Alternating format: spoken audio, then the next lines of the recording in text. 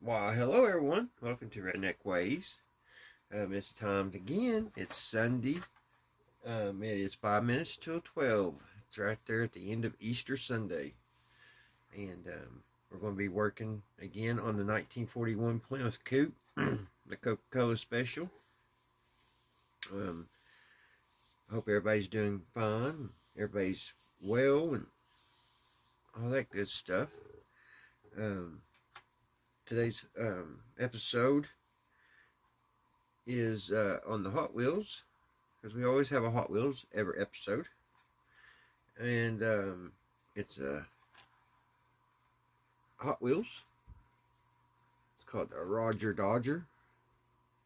And it's a leap year car. I guess they made it because this year was leap year. Pretty neat. I don't know if this will become one of the special cars or not. But it don't matter. I think it's really cool. It kind of reminds me of the ones that I would have got when I was a kid back in the 70s and 80s. So, pretty nice. So, guys, tonight we're going here's what the interior turned out to be. Turned out pretty good. Everything's really good and well dried.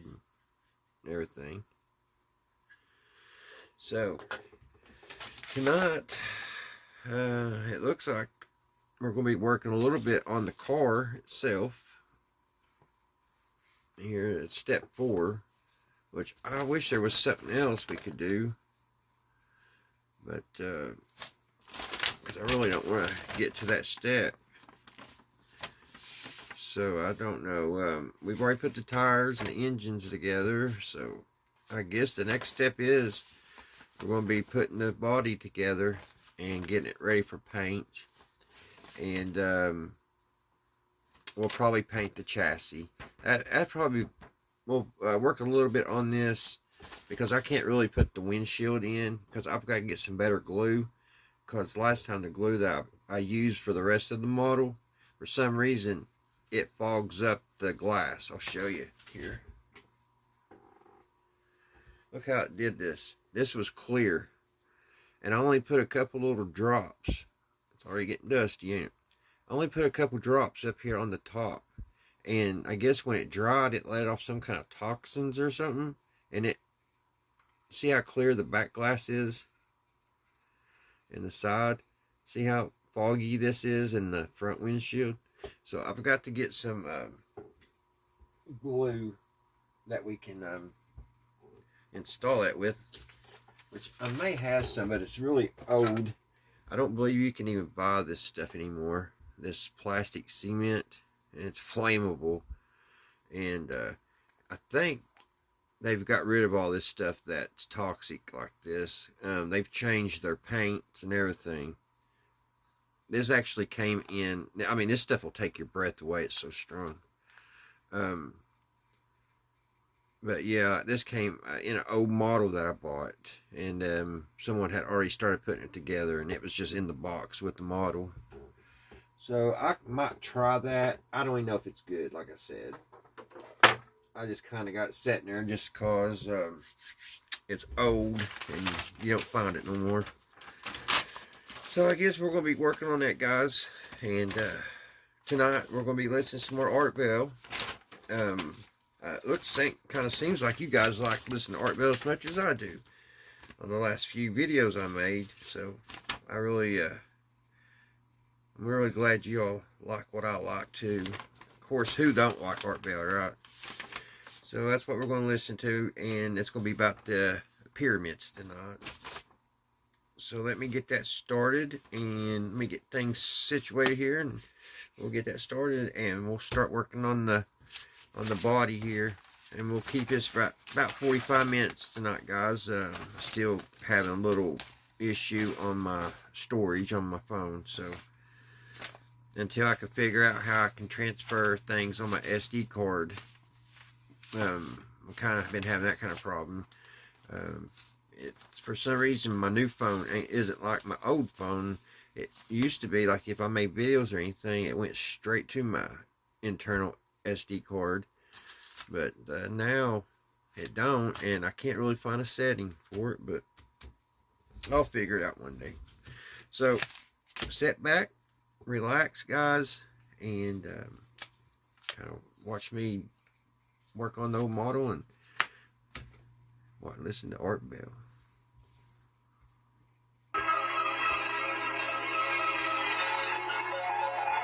Welcome to Dreamland, a program dedicated to an examination of areas in the human experience not easily nor neatly put in a box. Things seen at the edge of vision, awakening a part of the mind as yet not mapped, and yet seems every bit as real as the air we breathe but don't see. This is Dreamland. It absolutely is. Good evening, everybody. Sunday evening, another Dreamland. I'm Art Bell. And we'll have the usual lineup, and Linda Howe is here this evening. She'll be with us in a moment from Philadelphia, if she calls home. And then a bit of a different tack this morning. John Zajac, who is a physicist and author of The Delicate Balance, will be here, and he's got a bit of a different theory on the Great Pyramids. So we'll talk with him right after Linda Howe. At any rate, I think you'll find it a fascinating adventure into areas, as the billboarding said, where things are not so neatly or easily put into a box. And now all the way to Philadelphia and Linda Howe. Well, good evening, Linda. Are you there? Yes, Good. and a couple of weeks I talked with Dr. Eugene Shoemaker, who was one of the co-discoverers of those strings of comet pieces that have been bombarding Jupiter for the last week. Shoemaker-Levy 9. And he described the potential impact that some of those gigantic pieces would have made on our planet if they had hit here, Yes. essentially being a major catastrophe. And today in the paper in Philadelphia, they did a large headline asking, could it happen here? Basically following up the same idea that Dr. Shoemaker and I were talking about. What would happen in terms of an asteroid impact? And they reported something very surprising that I think is important for us all to keep in mind, and consistent with the Dreamland theme, that many things don't fit in any of the neat boxes that we think about. This is a quote. In 1989, a half-mile-wide asteroid... It's the first time I really saw a model have printing on the inside like The that. Earth had been at that exact point only 6 hours earlier. Oops. This was reported in a journal to the House of Representatives in Washington, D.C. The quote from this House of Representatives report continues, had that asteroid in 1989 struck the Earth, it would have caused a disaster unprecedented in human history, unquote. To think that we passed within 6 hours of a asteroid that was the same size as fragment A that impacted on Jupiter and caused the first big bruise on that enormous planet, and that we came that close without any of us really realizing at the time, I think is a sobering fact. Well, it's sobering, Linda. I've always thought that they did not know about this, apparently, until after it occurred. So, After it had happened, that's right. And they also asked a question that I think everybody should also give some serious thought to in this universe we live in. What is more likely to kill you in a lifetime? A hurricane, a flood, a volcano, an earthquake, a lightning strike, a shark, a grizzly bear, a poisonous snake, or a terrorist bomb? And the answer is that more than any of those would be a comet or an asteroid smashing into the Earth. The odds are the same risk as flying in an airplane anywhere. wow. Yeah. And in addition to the fact that what has just happened on Jupiter could happen in our lifetime or maybe in the next 1,000 years to this Earth with yet unknown consequences, as the violence has subsided on Jupiter, it has raised even more mysteries now with scientists who have some really interesting questions to solve. And among those are, what is all the black stuff at the impact sites? It might be sulfur, but no one knows for certain. How long will these big dark bruises stay on Jupiter's and the answer is maybe months, and that they will be visible for amateur telescope watchers. So anyone listening who still wants to see these dark spots on Jupiter's face, they are visible through amateur telescopes right now. Linda, one thing that a lot of people are asking, I'm asking in my own mind with regard to the dark spots, Richard Hoagland, incidentally, thinks they're carbon, but whatever they are, Jupiter has a very violent atmosphere, and it's surprising that in effect they have not been quickly erased. Yeah, and everyone is tracing that, and in fact, I'm going to play an excerpt from an interview here from Dr. Andrew Ingersoll, who is professor of planetary science at the California Institute of Technology in Pasadena. He is going to be summarizing all of the 70-some Jupiter studies for a major scientific review in Bethesda, Maryland in October. And he talked to me yesterday about several of the surprises they have so far, and they expect more to come, including the dark stuff, which he personally thinks is sulfur, and the issue of a carboniferous chondrite made-up sort of comet hitting Jupiter is beginning to have a big question mark at the tail of it, because they have yet to find any presence of oxygen or water. And as this interview begins, Dr. Ingersoll is discussing that very fact, which currently is one of the biggest puzzles so far at the end of this impact, because it might not have been a comet at all. It may have been a broken up asteroid. This is Dr. Andrew Ingersoll, planetary scientist from Caltech. I think the big thing we've learned is that there's not a lot of oxygen either dredged up from Jupiter or else brought in with the comet. Except that there was no signs of water? Very little indication of water. Because in this hydrogen-rich environment, the oxygen you expect to be caught up with hydrogen in the form of water. Comets are made out of ices, and Jupiter is thought to have water clouds deep down, and that kind of result is already pretty firm, and I think over the next few weeks we're going to firm it up some more and discover that people may discover traces of oxygen. But I think I'm going to fast forward a little bit, guys, get to the pyramid part. I'll give it a couple seconds here, see how much longer this is. now if your question is how long will it take us to figure out the mystery, that might take a little longer. Well, isn't the implication of the mystery that the comet itself may not have been an icy snowball, but it must be made of something else completely different? That's certainly part of it. Comet really couldn't have been what we normally think of as a comet. It might have been a rocky asteroid, in fact. The latest results suggest that it might be just that. The latest results show that there's metal in the comet that are now seen in Jupiter's atmosphere, like uranium and silica. And you can get metals if you vaporize a rock and break the... Let's try this one, guys. I don't think that one's too good.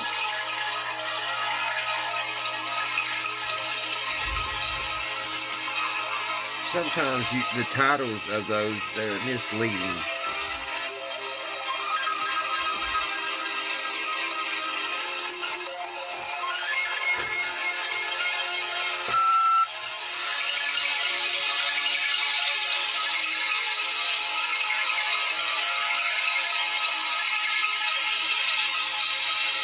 This hour of Art Bell was recorded for rebroadcast at this time. Please do not call.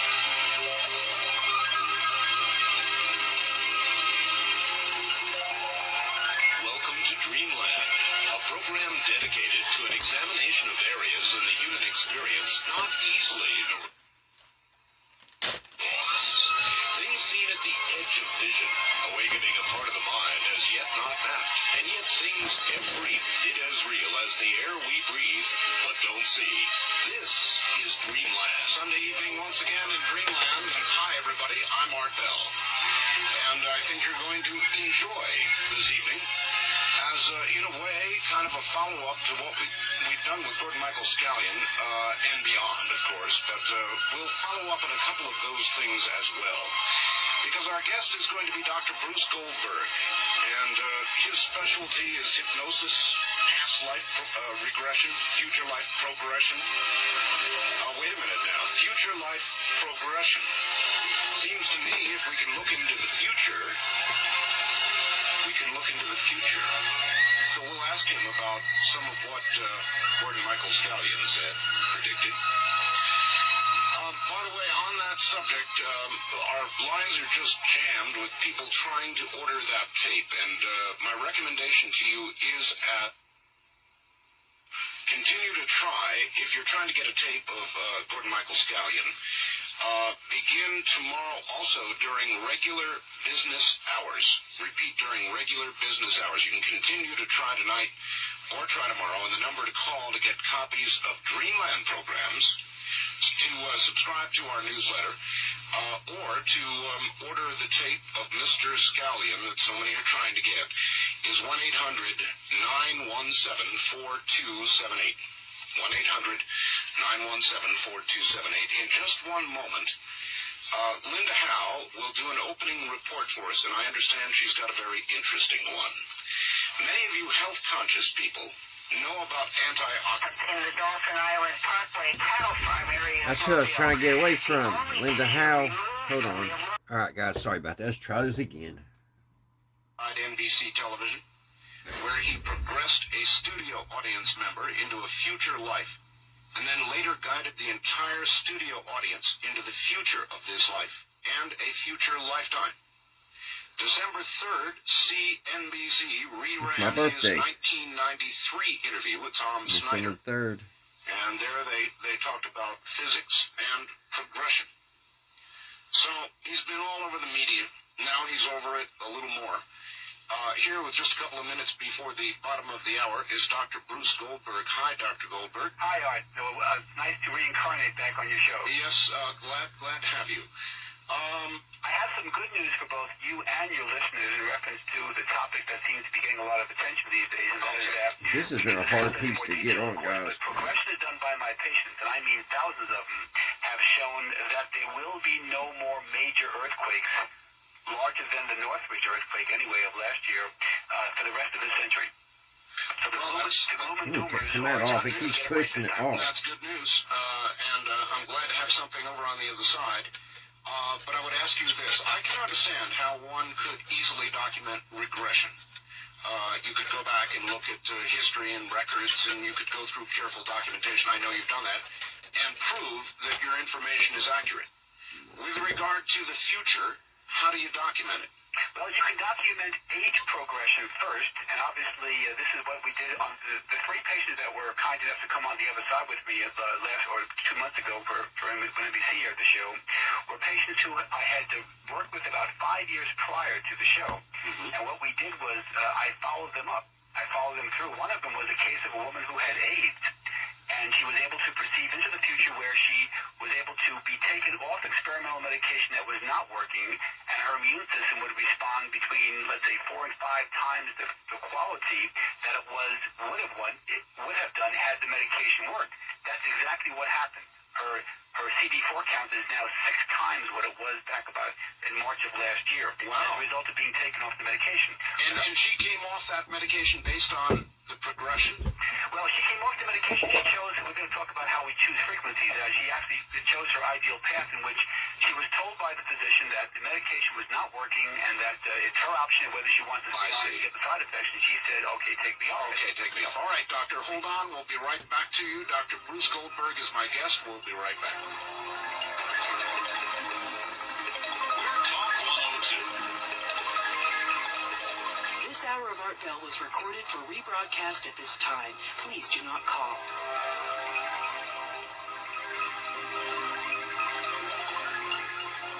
Talk with Art Bell. First-time callers to Dreamland dial 702-727-1222. This is Dreamland on the CBC Radio Network. It is, and I've got some information just in from USGS, the Alaska Information Center. Brace yourselves. There was a 6.2 earthquake today, felt over a large area of Alaska. I've got a second fact on it as well. It was 6.2 in let me see. Well, here's another fact. We listened to you on KFAR Fairbanks, Alaska. There was a That's as good as I get. I'm gonna have to hit that with some filler Alaska today. And when it that's dries. from Dan and Susan, and then combined with the USGS report I couldn't that get the cracks. also calling that. We'll And fill it. We'll put some filler in there. a 6.2 earthquake in New Zealand, probably an aftershock. Northern Peru today, 5.7, and the California-Nevada border, 3.7. In Las Vegas, they had a mild one, 3.3, and 2.2 make that two very mild ones. Then this fax, good evening, Art. Please take a moment to welcome KYOS Merced, California, back to carrying Dreamland live, and thanks for listening to their listeners. Yes, indeed. Thanks for listening to your listeners. KYOS back live with us on Sunday. Okay, let's paint a little bit. Let's paint the frame, guys. Now, back to Dr. Goldberg. Bruce, you there?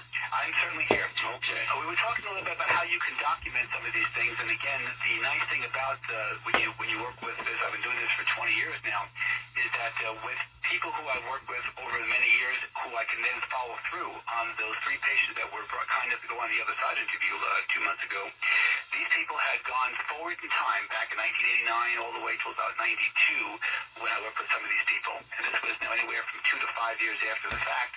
The perceptions that they had received and the ideal frequency that we're going to talk about how people can actually control their destiny was actually able to manifest themselves. So they actually documented the progressions. Now, if you can document age progressions, then using simple extrapolation principles, you can also then make that a reasonable theory, let's just say, or hypothesis as to the future lives coming true too.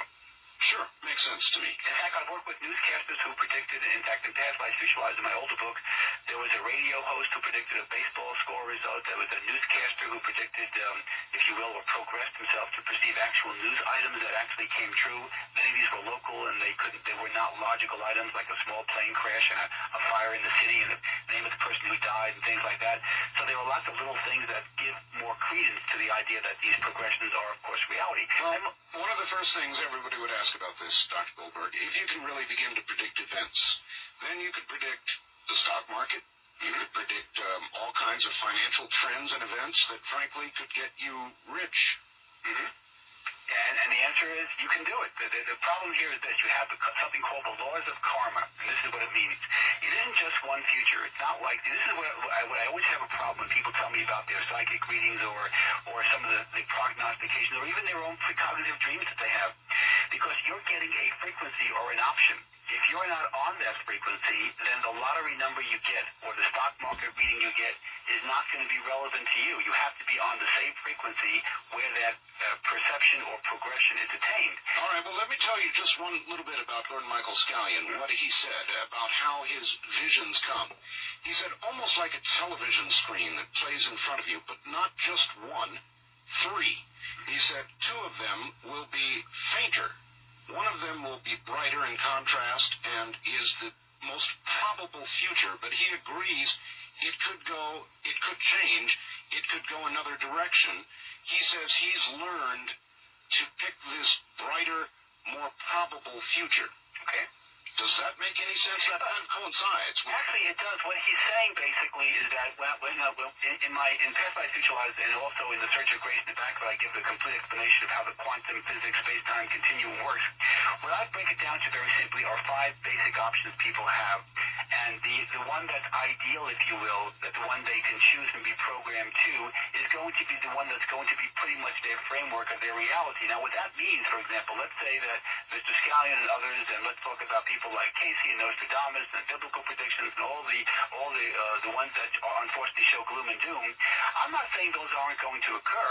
What I'm saying is that I know I'm not going to be on that frequency, and anybody else who uses very simple techniques of switching tracks can actually be switched away from that track where that negative frequency is a reality to a more positive one. Well, I'll give you a good example of this. The best thing I can relate to is that in 1977, when I developed the field of progression hypnotherapy, I decided to do a little research, an unpublished research experiment. I wanted to take about 500 people into the future, specifically going to the end of the century because of the various things I've mentioned, the Casey and the Nostradamus and the Bible and things like that. Sure. So what I did was I found out that about 80% of these of these people showed that on the frequency they were on, that in May of 1988, they all came up with the same figure. May of 1988, a nuclear war began. Now, I don't read the papers every day, but, I don't remember one. In fact, a nuclear war is going on right now on a certain frequency. We're not on that frequency. That's how similar and how different they are. It's on the same longitude and latitude. It's on the same, shall we say, dimension, if you will, out there, except it's the parallel universe that it represents, which is proven, by the way, by quantum physics. Since 1957, we know about parallel universes. That has been documented at Princeton University, of all places. That they are that off, just like a radio frequency is. If you change a dial, you're a hair off. You get a different frequency, you get a different show coming in. All right. Well, you're in California, right? I'm in Los Angeles, right? Los Angeles. My advice would be stay on a different frequency. Well, you might, of course, but my point is that my point is to choose the ideal frequency and stay on that one rather than just say staying off all the others. You have to know where you're coming from. You have to have a scorecard with the players on there. And sure. Most people, they don't have that. What they do is they just unfortunately get hit by this gloom and doom. We were talking a little bit before the show about how I remember I was doing a radio interview here in Los Angeles on KFI Radio, a big radio station out here, and I was regressing and progressing the host of the show into the future. And she went to a 23rd century. It was a great show, but what happened was that she was very nervous during that show because that was November of 1991, and the following month, the seismologist at Caltech predicted a major earthquake in the Midwest, the Mississippi River Valley, covering like about 10 or 12 states. It was supposed to be the worst earthquake in the world's history. I remember it, yeah. And guess what? And the news cameras were there, and CNN was there, and everybody was there.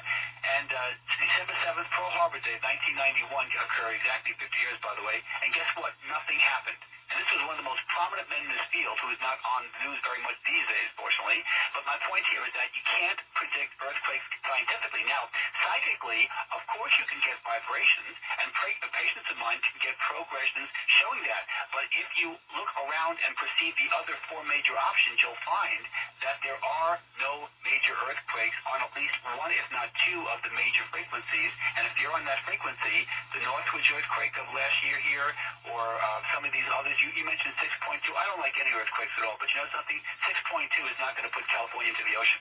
No. Oh, no. It certainly is not. There's no question about it. Those are just quakes that occurred today. Right. But what I'm saying is that people feel that the so-called big one, they had, I remember on the local news here, just in Los Angeles about a week or so, or 10 days ago, they interviewed a Caltech scientist, seismologist, and he said, well, there's so much pressure built up, we haven't really had a big earthquake. Yep. I mean, the big ones were like since 1810 or some crazy bigger.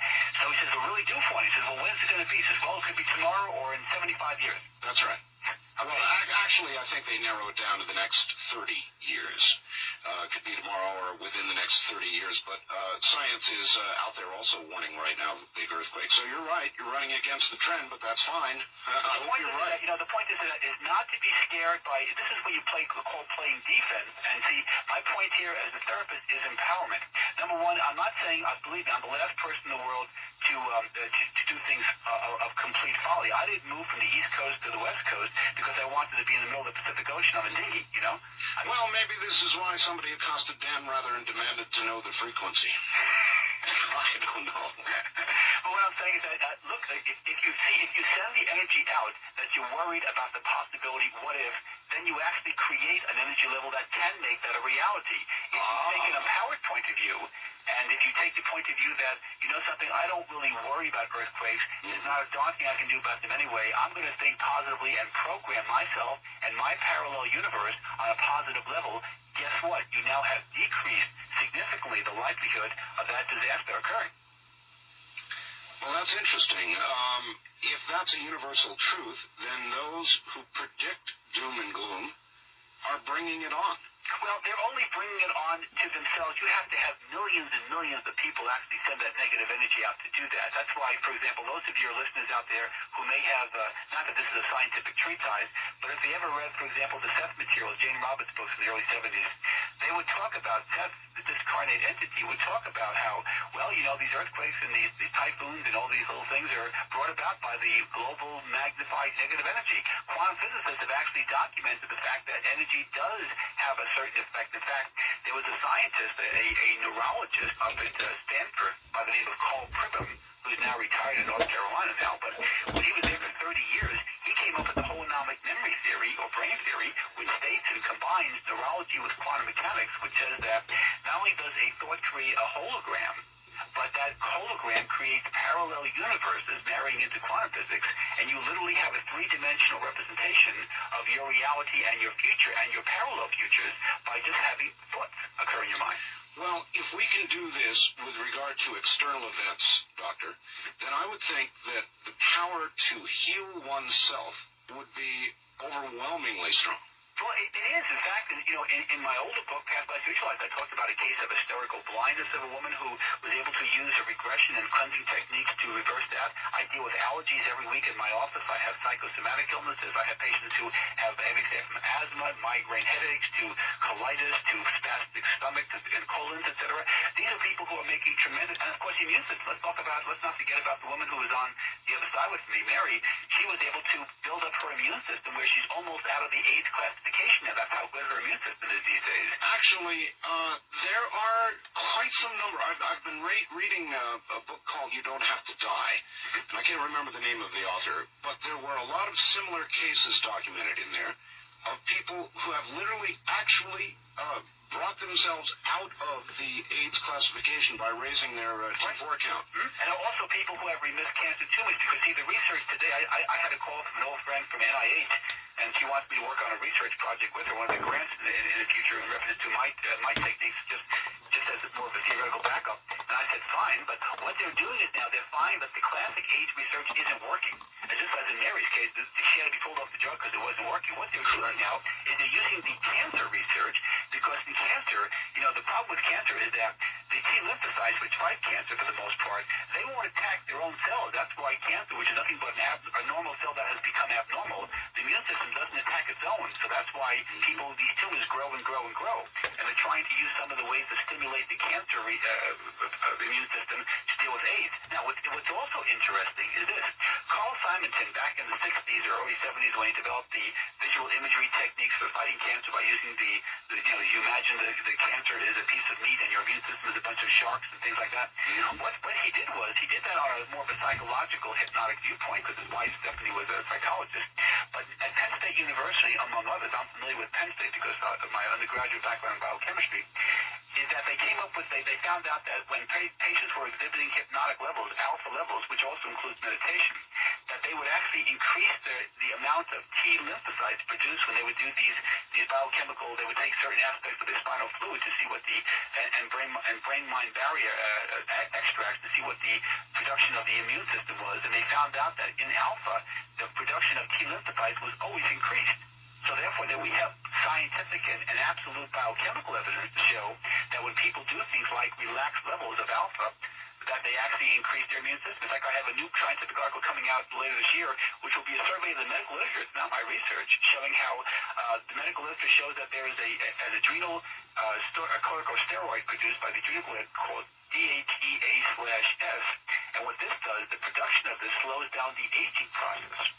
And the purpose of this article is to show how, by using alpha levels like meditation, hypnosis, yoga, biofeedback, etc., that you actually will look younger. In fact, patients of mine that I see in my Los Angeles office, when they come in here and they've been practicing yoga meditation for 20 years, I can tell automatically because they never look their age. And neither do I. I mean, you see pictures of me, I don't look my age either. And No, you don't. I don't have a picture in the attic with a steer on it either. It's done by alpha techniques. Okay, listen, I'm curious. As you progress somebody toward a future life, wouldn't it be possible to discern their rough date of death? Oh, sure. You can get the exact date of death, actually. Do people want to know? Well, it's interesting. A lot of them don't, of course, but inquiring minds want to know, I guess, is the way of doing it. What they really are more interested in is not so much the exact date, because you can't, certain things you can't prevent. You could prevent getting hit by a car if you didn't leave your house that day, yes, but you can't prevent necessarily dying of old age or dying in your sleep at 3 o'clock in the morning in the year 2020. So then they want to know the manner. They want to know the manner. They also want to know, is this ideal frequency? I mean, did they accomplish what they wanted to, even though we're all going to die, that's a given for the biological body. But the question is, if they had a better frequency and a more fulfilled life, and they left their mark to their children and to the universe on a much more positive note, wouldn't it be better to die even younger, or maybe even more traumatically, if you will, than to live out a longer life and just be sort of like taking up the oxygen. Oh, that's a fascinating concept. Have you been able to document the death of anybody? Oh, sure. Oh, as a matter of fact, I'll tell you a very interesting case. This is one where I was working with this gentleman who was an attorney from the East Coast. Okay, hold on. That's a good hook. Let me take a break here. We'll be right back with Dr. Goldberg. Let me tell you what happened. This attorney wanted to know what his ideal future was, so he was using my progression tapes that I always give a patient when I work with them, and he perceived himself having his ideal future where his wife was going to die in a car accident on the Capitol Beltway in Washington in a snowy February night. And he said, doctor, he says, this is a great frequency, but my wife dies. And I said, well, it's your choice. He says, well, is this like murder? And I said, no. I mean, your wife, she chooses her death. Is that what you want? She will choose her death. You don't let the brake line of a car. You just progress yourself into the future. Well, as it turned out, he chose that ideal future. And then I moved to the West Coast, and I didn't hear from him for a few years. And finally, he called me, and he said, doctor, he says, my life is completely turned around. Everything is fine. I said, well, how is your wife? And he said, oh, well, that's one thing I have to tell you. She did die in February. This is about a year or two before that, in the Capitol Beltway on a snowy night, just like he perceived it in his age progression. Oh, my God. Now, the question is, again, did he tell his wife about the thing? As a matter of fact, yes, he did. His wife absolutely hated me.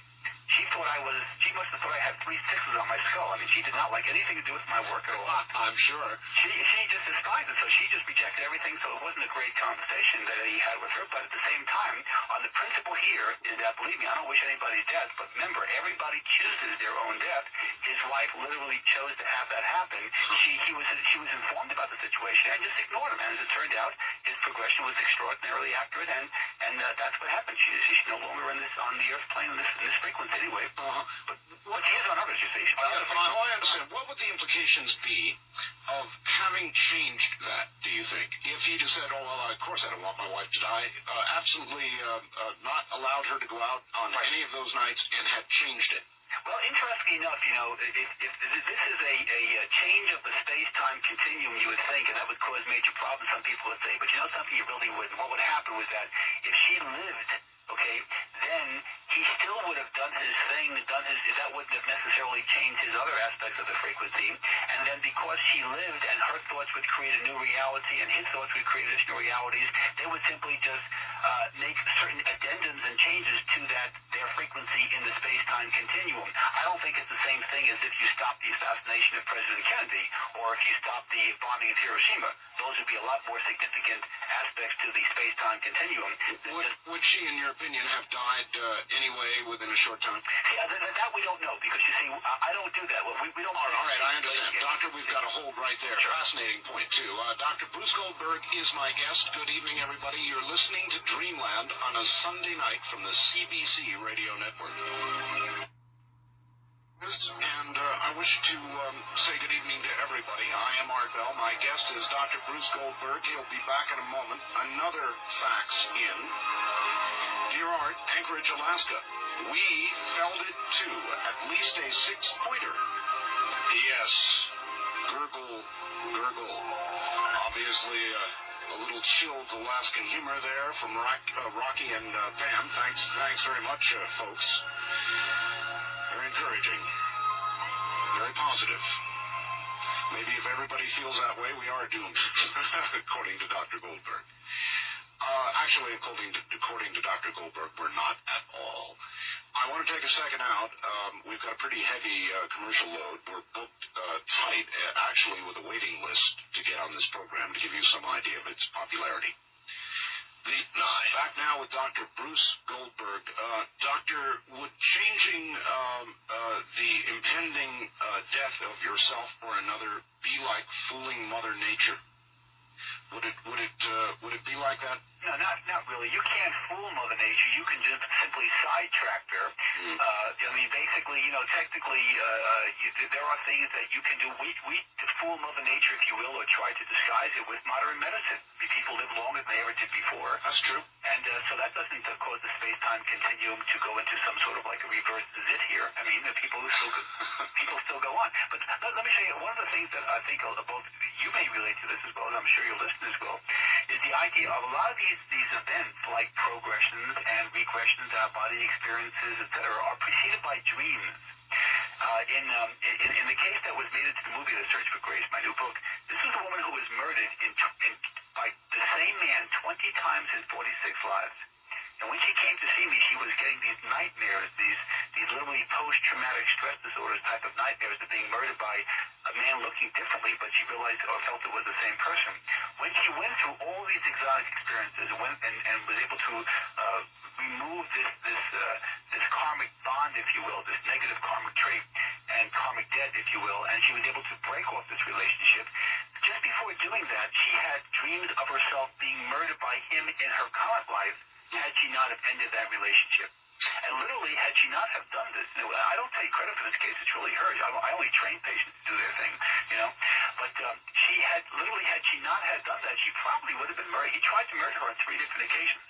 It was a very, very exotic case, but my point here is that she was able to change her future by having some sneak previews by dreams, but also by being able to literally raise the quality of her own soul's energy by using the very simple techniques that we use.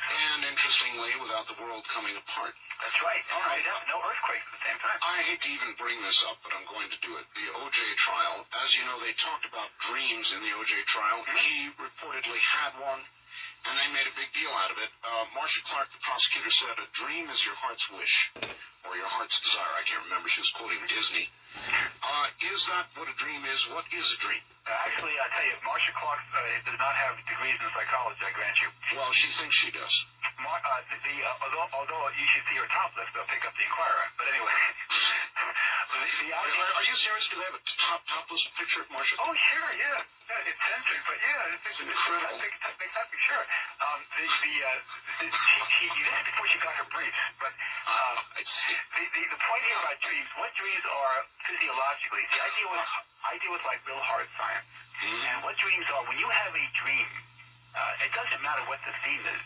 The dream that you're having is actually a remnant of anywhere between 30 and 50 fragments of dreams. They really do mean nothing. Now, when they do actually come true like a precognitive dream, or when you dream about a past experience that it actually documents and lays out as a past life regression, that's fine. You're getting a nice scenario coming in. But most dreams are just absolute nothing but, you might say, the mind doodling at night. They really don't mean anything. They're not necessarily the heart's one. I mean, that's... I have said that. The random firing of synapses. Well, I mean, do you think people want to take a swan dive into some fjord? I mean, a lot of these dreams, which are really nothing but out-of-body experiences, are when people are floating in the air and they feel like they go into the splat on the ground, but they never quite splat. They just sort of like fall, and they keep on falling. And these beautiful dreams, what about the sexual dreams? Does that mean that all these sexual dreams people have, they're trying to do half the counting? I mean, it's not quite. Some of them are just wishful thinking, sure. Some of them are actual reviews of real past and future experiences, and some of them are nothing but a big, you might say, antipasto of just things that are going on in different levels. So I wouldn't sell the farm based on a dream.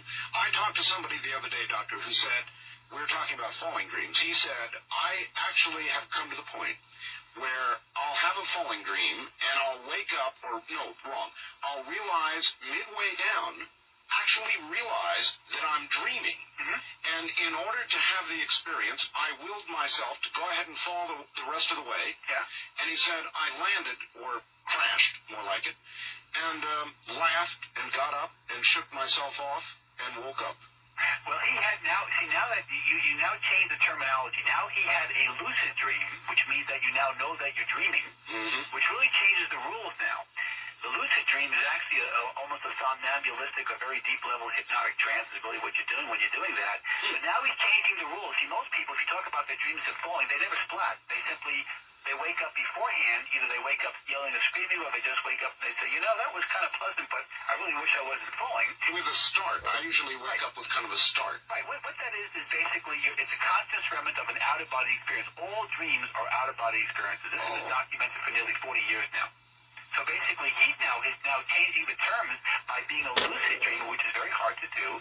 It takes a lot of training, actually, to do. But wait a minute, you're changing the story on me midway here. You're saying now, first you said all dreams are basically random synapses firing. Now you're saying all dreams are out-of-body experiences. Oh, yeah, well, they both, one is not necessarily a problem with the other. I mean, out-of-body experience simply means that when you're dreaming, the soul, the subconscious mind, or spirit is leaving the physical body, and when it enters into it, the synapses that you're referring to, the firing of synapses and the hypothalamus and all the storage of memories, etc., are simply just retrieving what you did when you took your little trip out of the body. I mean, that's part of the system. Wow. But see, the point here is that most people don't dream of splatting or landing.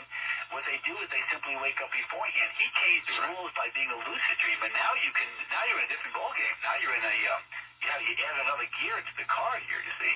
So now he can control that dream any way he wants to. You know, there was a great movie called Dreamscape.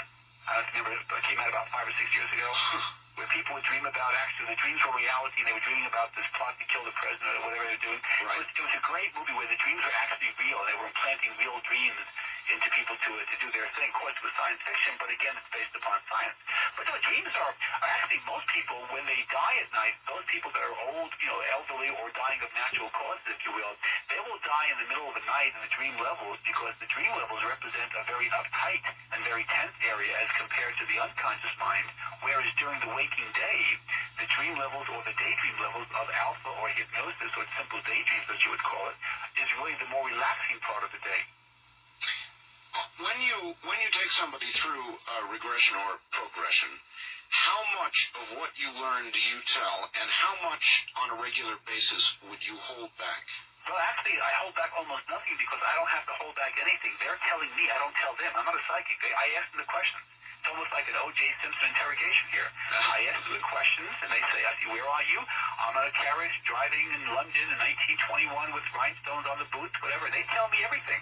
Now, the patients who will not be able to recall, where, of course, I will tape those sessions when they have what we call hypnoamnesia, those are people who are in a fairly deep level of trance, and that's only going to be about maybe 20% of the population that will do that.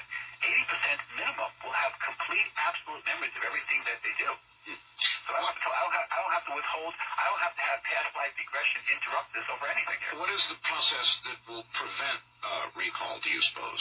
Well, of course, there are a couple of things. Number one, if a person is perceiving anything that's traumatic and they don't want to recall it, just like a person will not remember, you know, if you ask most people to describe what they were like in junior high school and high school, they will probably tell you they were the captain of the football team and had 17 cheerleaders, when in fact they probably had, you know, pen holders in their pockets and very thick glasses, you know. I mean, people have a tendency to exaggerate their background to avoid the negativity. Well, then what leads you to believe that they would not exaggerate the existence of a past life or a future life? In other words, to fantasize. Well, of course, in the search for grace, this is a case where I'm not a real big person on documentation. I do have cases that are fairly documented over the years, but this was a case that I turned over to CBS, who then had an independent researcher look at the material. As it turned out, not only was the woman accurate on 24 facts that she gave, but two of the things she reported in trance, namely her age at her death. She said she was 32 and not looking forward to her 33rd birthday, and she said the name of her son was Cliff. The newspaper reports said that she was 30 years old and her son's name was Chester Jr. As it turned out, surveying the birth and death certificates, which in New York State, when this occurred, you have to get the political permission of the governor's office, and nobody could get that unless you're a family member, and this woman is far from a family member. As it turns out, she was right, they were wrong. So therefore, not only does this case document, but it documented on facts that she should have told me the false data had she just read newspaper reports. It now stands as one of the most documented cases of the century. Okay, it seems irrefutable, but again, my question, past that case, in how many cases of this sort do you suppose what you get is fanciful? Well, actually, I'll tell you, when I do the regression, I can't speak for anyone else. When I do regression, I at times use what we call the federal model to make it as objective as possible. I'm really not particularly worried about the data, because when I do check them out, or I hire researchers to do that when I don't have the time or the ability to go across the country on these things, I find a tremendous validity to it. I mean, when they're dealing with the ancient continent of Atlantis or Lemuria, where or they're dealing with a 34th century progression on another planet, obviously, unless you're real patient, you're going to have to wait around for that. But the regressions that I get from other patients, not just I be the one in the search for grace, but others are very, very valid. In fact, I've had people who just use my past life regression tape. Here's a very interesting woman who she heard me on a radio show out of Boston, and she ordered this tape, and she went into a past life that took her into North Carolina in the late 1600s, where she was working on a farm or plantation for cotton or whatever it was, and she then took a vacation, decided to check this out, went into the court records, and by the way, the court records on the East Coast do have inventory going back to the 1600s. They're actually kept on court files. And in fact, it turned out that the number of bushels of cotton that she read out in trance that she remembered was actually on the court record. And that her name, the dates, the family that she had, all of that verified. So she literally documented her life just by playing a past life regression tape. And she'd never been south of the Mason's Dixon line in her life. She was a good old New Englander from heart. And so here's an example of another case of people actually validating it. So I think the information, if properly done, we're assuming the person is a competent therapist. We're assuming that the patient trusts the therapist, and that this isn't some sort of a game or joke, and that there's, the person is at a decent level of trance. That really isn't difficult at all, and I think the information properly done is extremely valid. So valid that not only am I, but my colleagues are, as a forensic consultant, hypnosis, age regression, just age regression, not past life, is used in all major police departments in this country. Every LAPD, NYP, they all have either people like me, outside consultants, or captains or sergeants or lieutenants, or et cetera, people who are trained to use investigative hypnosis to go back to get data that can be corroborated independently in their investigation, and it's done all the time. It's remarkable.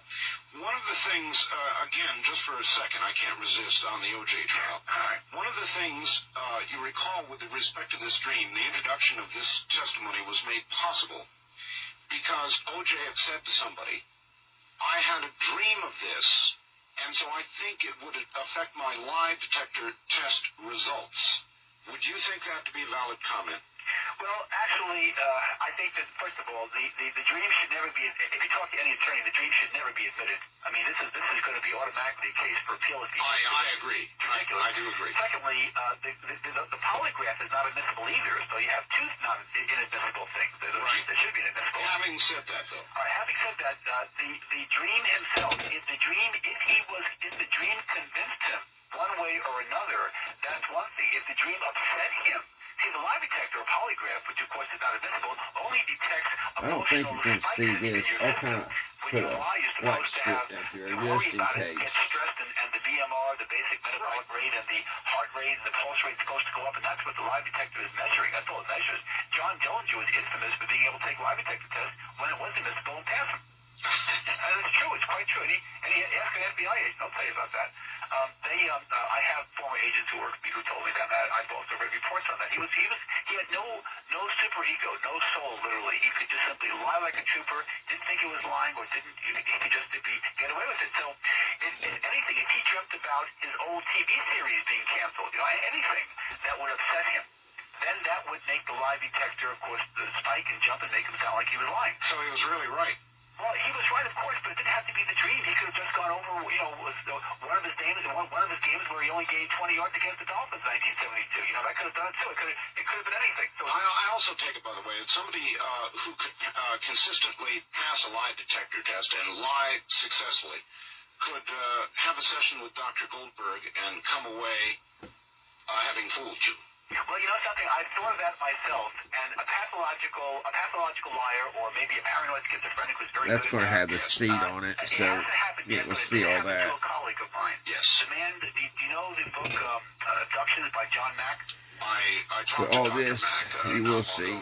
And I think it turned out pretty good, like that gray underneath there. Apparently got by him, and I don't know the details of that particular situation, but I have never run into that. I mean, I've been on so many television shows with patients of mine, radio and TV shows, that if anybody was trying to dupe me, or whether it be one of these organizations, like a certain one in Buffalo, New York, that we both, I'm sure, know very well, who like to plant people in places like that, or research laboratories, try to say, oh, guess what, this is a magician, and the whole thing's a scam, But I have never had guys, to do this for over 20 that years. took pretty long there. If anybody wants to try to do that, boy, I'm very public with this. That's exactly what I was thinking. I've never had that problem, but then again, whether it's good.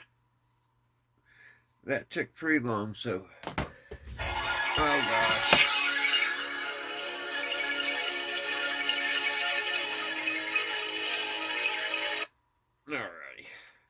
Alrighty, guys.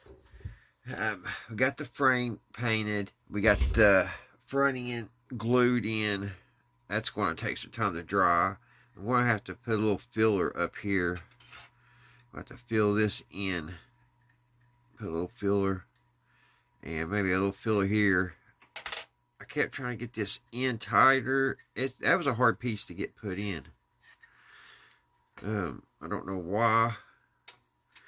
One thing, this little place here kept pulling on it and pulling it back. And they've got it where you need to put the glue here on the inside and hold it in. So it's kind of awkward, but we got it in there and we can make it work. I'm just going to have to use a little filler. And I got a little glue residue here. I'll have to sand off. I'll have to get that. But we did get it in. And we can fix it. It'll look good when we're done. Alright, guys. Hope you all have a great week. Tomorrow's Monday. Back to work for me. Also, guys, I don't know if you have heard, but if you watch the channel, Hobo Shoestring, he is missing. He's been missing since the 28th of this month. And if you're not aware of who he is a really nice person. What I can tell from his channel, he hops trains and he goes from state to state. And he uses CSX a lot because he's out of Tennessee. But he is missing. And if you all see like an old man laying around anywhere or anything, or you see him, contact the police there in Jackson, Tennessee. I believe it's Jackson. Just look up Hobo Shoestring and you'll get all the information. So he is missing. He's been missing for a few days. So, alrighty, guys. Until next time, I will see you right here, Redneck Ways. Bye, guys.